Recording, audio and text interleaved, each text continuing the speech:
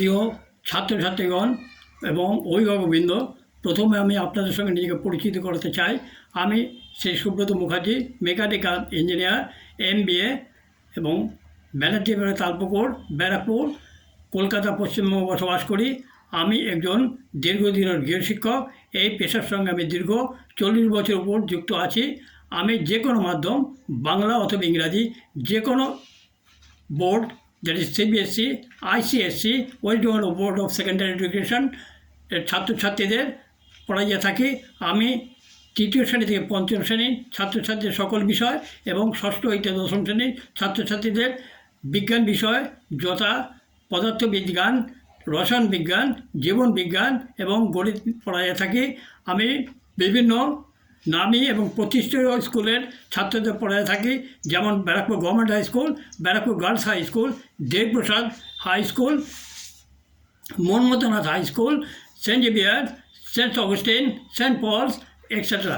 আমি প্রথম অঙ্ক বা গণিত বিষয় নিয়ে আলোচনা করতে চাই, কারণ অধিকাংশই ছাত্রছাত্রীরা এই বিষয়ে অযথা আতঙ্কিত হয়ে থাকে, যদিও এর কোনো যথাযথ কারণ নেই। আমি প্রথমে পঞ্চম শ্রেণী থেকে দশম শ্রেণীর ছাত্রছাত্রীদের বিশেষভাবে অঙ্ক নিয়ে আলোচনা করতে চাই। অঙ্ককে আমরা যদি ক্যাটেগরাইজড বা অ্যানালিসিস করি, তাহলে সেগুলোর মধ্যে হয় বীজগণিত, পাটিগণিত, জ্যামিতি, পরিমিতি এবং ডেটা অ্যানালিসিস। আমি আগামী দিনগুলিতে উক্ত বিষয় পুঙ্খানুপুঙ্খ রূপে পর্যালোচনা করব এবং বিষয়ভিত্তিক আলোচনা করব। আজ প্রথমে আমি বীজগণিত নিয়ে আলোচনা করতে চাই, যেহেতু এইটা এই সমস্ত পাঠের মধ্যে সবচেয়ে সহজতম একটি অধ্যায়।